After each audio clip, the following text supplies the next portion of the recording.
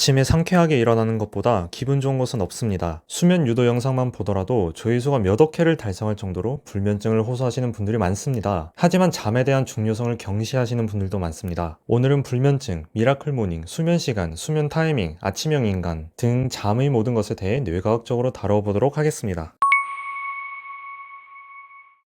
우리는 인생의 대략 3분의 1을 잠과 함께 합니다. 하지만 우리는 이 시간을 어떻게 하면 최대한으로 활용할지에 대해 고민하지 않습니다. 오히려 잠을 줄여서 시간을 확보하려 하죠. 잠은 그렇게 접근해서는 안 되는 문제입니다. 우리가 취하는 수면은 각성 상태, 즉 깨어있는 시간에 큰 영향을 미칩니다. 우리는 피곤하면 커피를 통해 피로감을 떨쳐내려 합니다. 뇌가 잘 돌아가지 않더라도 그러려니 하며 계속해서 과제를 수행해 나갑니다. 하지만 이러한 모든 문제는 올바른 수면을 통해 극복할 수 있습니다. 잠은 피로도를 제외하고도 우리 건강, 면역력, 기분, 감정 조절, 충동 억제, 인지 기능과도 밀접한 관련이 있으니 말이죠. 대부분의 사람들은 주변에서 들려오는 이야기나 자신이 접하는 매체를 바탕으로 수면을 조절하려 합니다. 잠은 죽어서 자는 것이다. 잠은 사치다. 사당오락. 지금 자면 꿈을 꾸지만 지금 공부하면 꿈을 이룬다. 이런 이야기를 들으면 대부분의 사람들은 많이 자는 것을 게으르다 생각하게 됩니다. 이 영상에서는 이러한 말에 속아 자신이 수면과 건강을 갉아먹는 잘못된 행동으로부터 벗어나 기분 좋게 나의 건강까지도 확실히 챙겨갈 수 있는 과학적인 방법을 알려드리려 합니다. 잠은 크게 세 가지를 바탕으로 설계해야 합니다. 수면 시간, 수면의 질, 잠에 드는 시간. 8시간을 자는 것보다는 잠을 어떻게 자느냐가 더 중요하다.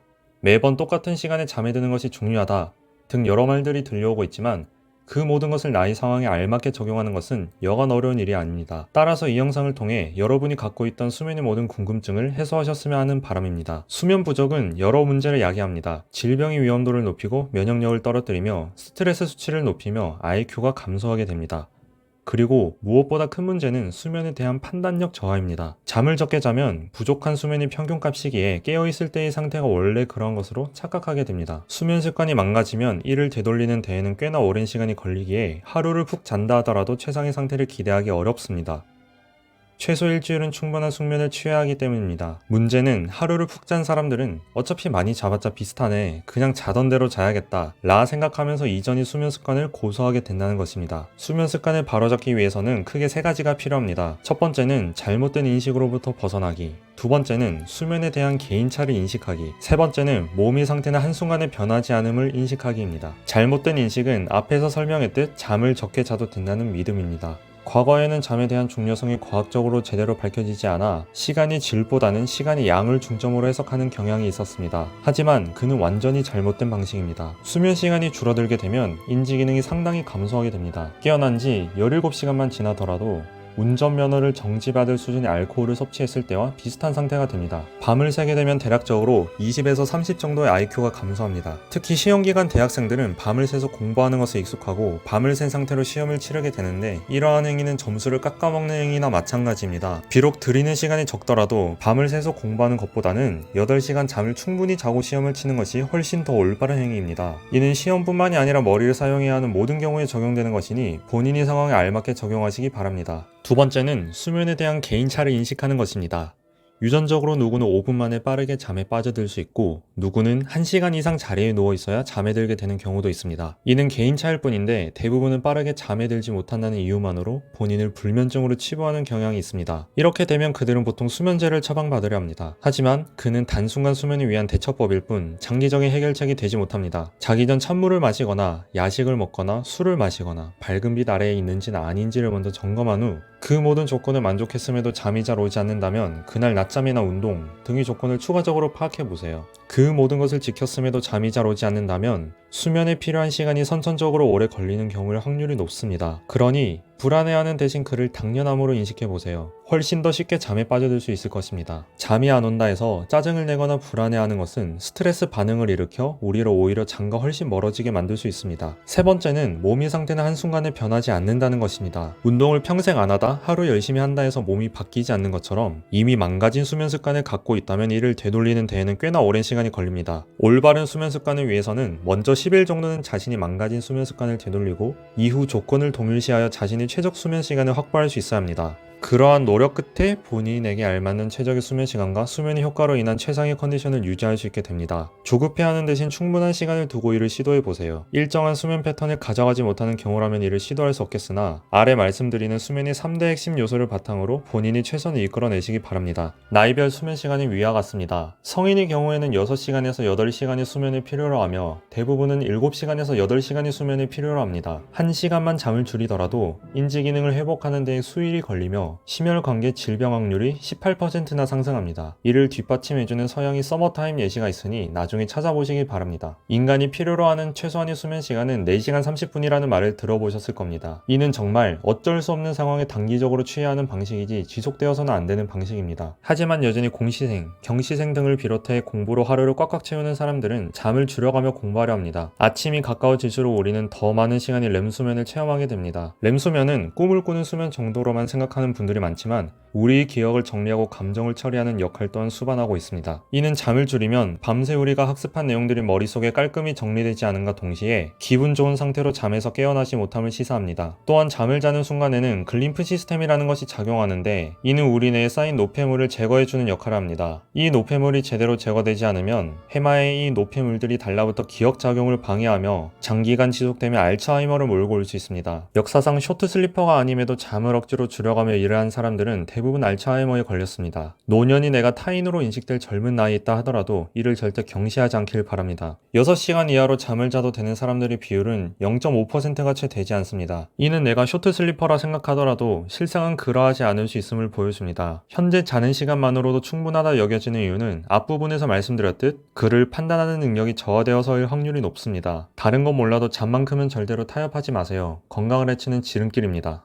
수면의 질을 최상으로 유지하는 방법은 수면에 방해되는 모든 것으로부터 나를 분리하는 것입니다. 술과 커피는 수면의 질을 저하시키는 대표적인 요소들입니다. 술을 마시면 일시적으로 중추신경계의 작용이 억제되어 빠르게 잠에 빠져들 수 있으나 올바른 잠이라기보다는 기절에 가까운 아주 잘못된 방식의 수면입니다. 특히 술은 렘수면의 기능을 저하시켜 우리가 흔히 필름이 끊긴다라 표현하는 블랙아웃 상태에 빠지게 하며 원활하지 않은 감정 처리로 인해 찝찝한 기분과 함께 우리를 깨어나게 합니다. 또한 비렘 수면의 질 또한 저하시켜 8시간을 자고도 4시간을 잔 것과 같은 역효과를 불러일으킵니다. 커피 또한 마찬가지입니다. 커피는 수면의 질을 최대 30% 이상 감소시킵니다. 평균적으로 카페인은 6시간 이후 방광기를 거치며 12시간 이후 몸에서 완전히 제거되나 사람에 따라 최대 며칠까지도 지속됩니다. 또한 내성에 의해 나는 커피 마셔도 잠에 잘 들던데 와 같은 경우가 자주 발생하는데 괜찮다는 이유로 커피를 계속 마시는 것은 몸에 별 변화가 없다는 이유로 독극물을 계속 투여하는 것과 같습니다. 카페인은 몸에 이로운 작용을 하는 경우도 여럿 있으나 사람마다 천차만별이기에 무조건적으로 좋다 할 수 없습니다. 커피에 대한 자세한 생물학적 탐구는 다음에 다른 영상으로 찾아뵙도록 하겠습니다. 참고로 저는 카페인이 수일 이상 수면의 질을 떨어뜨린다는 것을 인지하고 완전히 끊었습니다. 콜라, 2%된 차, 초코우유, 일부 빵, 과자, 아이스크림에도 카페인이 들어있으므로 참고하시면 좋을 것 같습니다. 이외에도 수면의 질을 저하하는 요소는 여러 가지가 있습니다. 잠에 들기 3시간 전 이후에는 음식을 먹거나 차가운 물을 마시는 것을 지양해야 합니다. 또한 잠에 들기 직전에는 8에서 10럭스 정도의 불빛도 눈에 안 좋은 영향을 미쳐 수면을 방해한다 합니다. 스마트폰의 밝기를 최소한으로 하여도 수면의 질에 영향을 미칠 수 있으니 이를 고려하여 잠을 자기 30분 이전부터는 빛을 멀리하고 어두운 곳에서 조용히 하루를 돌아보며 잠에 드는 것을 추천드립니다. 마지막으로 살펴볼 것은 동일한 시간에 잠을 취하는 것입니다. 보통 사무직 분들은 평일에는 나름 이러한 습관이 잘 짜여 있을 거라 생각합니다. 하지만 금요일 밤 뒤늦게까지 술을 마시고 잠에 든다면 10시간을 자더라도 푹 잔 느낌을 받지 못할 것입니다. 이러한 악순환은 반복되고 또 반복되어 커피와 같은 각성제에 우리를 의존하게끔 합니다. 우리 생체 시계는 24시간 12분으로 구성되어 있습니다. 아침에 일어나자마자 쬐는 충분한 햇빛과 일어난 후 1시간, 점심을 먹고 1시간 이후 하는 운동은 이런 생체 시계를 24시간으로 맞춰주는 역할을 합니다. 이러한 방법을 통해 어느 정도 나의 리듬을 조절할 수는 있지만 술을 마시고 늦게 잠에 들거나 아침부터 저녁까지 커피에 의존해 각성도를 유지하는 것은 좋은 방법들을 무색하게 만들 정도로 우리 몸에 악영향을 미칩니다.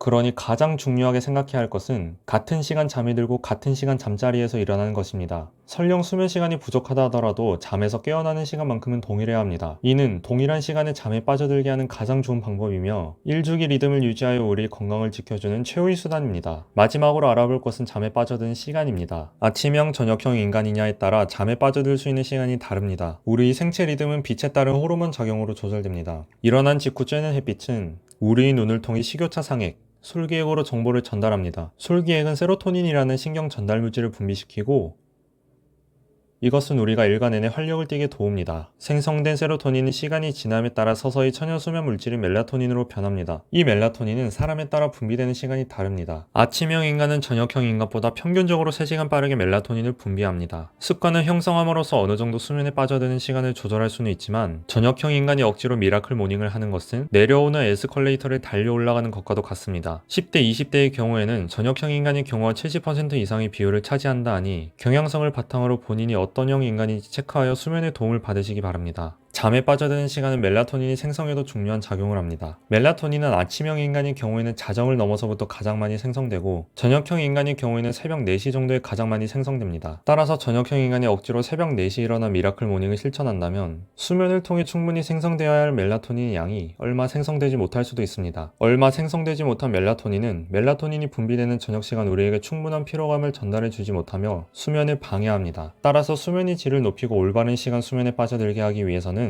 수면에 빠져드는 시간이 무엇보다도 중요하다 할 수 있겠습니다. 아침형 인간의 경우에는 자정을 최대한 넘기지 않도록 하며 저녁형 인간인 경우에도 새벽 2시를 웬만하면 넘기지 않는 것이 좋습니다. 다소 횡설수설 여러 정보를 전달해 드렸지만 본인이 상황에 알맞게 필요한 정보를 캐치하여 잘 적용하시기 바랍니다. 만약 내가 8시간 이상 잠을 자더라도 개운한 느낌을 받지 못한다면 수면의 질이 저하되어 있거나 잠에 빠져드는 시간이 매번 다를 가능성이 높습니다. 오늘 알려드린 내용을 바탕으로 최상의 수면의 질을 유지하시기 바랍니다. 번외로 낮잠도 있지만 다음에 다른 영상을 통해 찾아뵙도록 하며 마치도록 하겠습니다.